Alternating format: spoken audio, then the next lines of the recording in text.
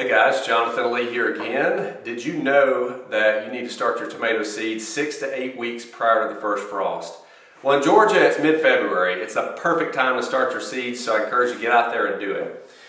So, last week we talked about how do we start our seeds. We talked about the mix that we use. We talked about the greenhouses that we can use, and this is the Lee Valley greenhouse again, not me. It's a Canadian company though, it's really cool, you need to check them out.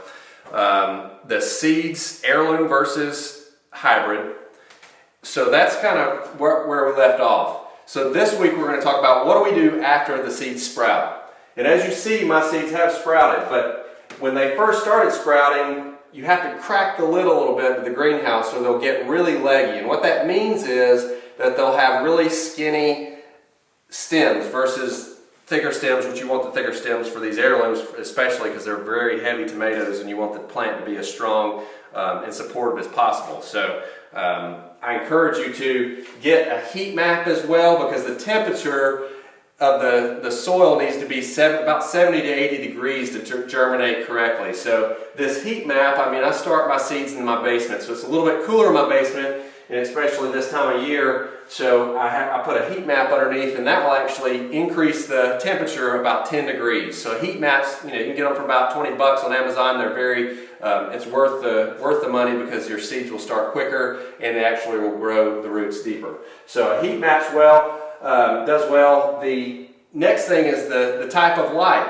You can get any type of grow light. Like, I don't have a lot of light in my basement, so I went this year with the LED. There's LED and there's T5s. T5s are the old fluorescent lights. They last about 20,000 hours. They're good lights, but as everything else is going, LED is the way to go, because it can last. T5 lasts about 20,000 hours.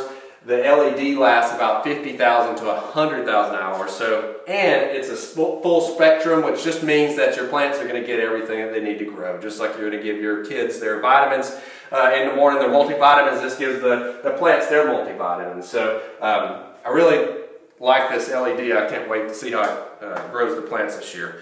So we talked about lighting and temperature. So now it's time to transplant. And what I do is I pull the plugs out of the greenhouse. This year I'm going to use these cells, and I also got them on Amazon. Where else are we going to shop? Amazon is taking everything. But these cells are really nice, because if you have a lot of plants, but if you're just starting out, you don't want to spend the money on the cells, a solo cup will work. So go get you a solo cup. I know you have one in your pantry. So in the South, a lot of us do. So here's your solo cup. Plant the plant in your solo cup with the mix, the new mix. This is the mix. This is the young plant mix, also by Jiffy. So the first one was the seed starting mix. This is the young plant mix. The main difference between the first and this mix is that this mix actually has a slight fertilizer in it, but it's not a chemical fertilizer. It's actually earthworm castings, also known as earthworm poop. That's just, I guess they think they could sell it better if they put casings, but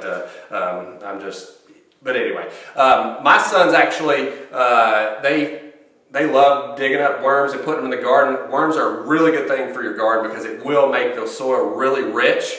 They will go around and compost everything that falls off your plants, and you can put things in your garden, your spent vegetables or fruits, and really they're the ones that can eat and poop and make your soil a lot more fertile. So that's really the only difference between this, is that this has that mild fertilizer in it, which is the earthworm castings. So next time, really, after you put it in your cup, you're going to put it out in your yard and let it what's called hardening off, just for a couple weeks prior to planting in the garden, just to get it used to the outdoor temperature, the wind, and it will make your stems stronger as well. So do that for a couple weeks, and then you'll be planting in the garden come April in Georgia. So that's the next time I'm going to see you. I can't wait to show you how to put them in the ground and what kind of things to put in the soil as well to help them grow stronger. So I'll see you then. If you like this video, subscribe to it, and a new video is coming soon.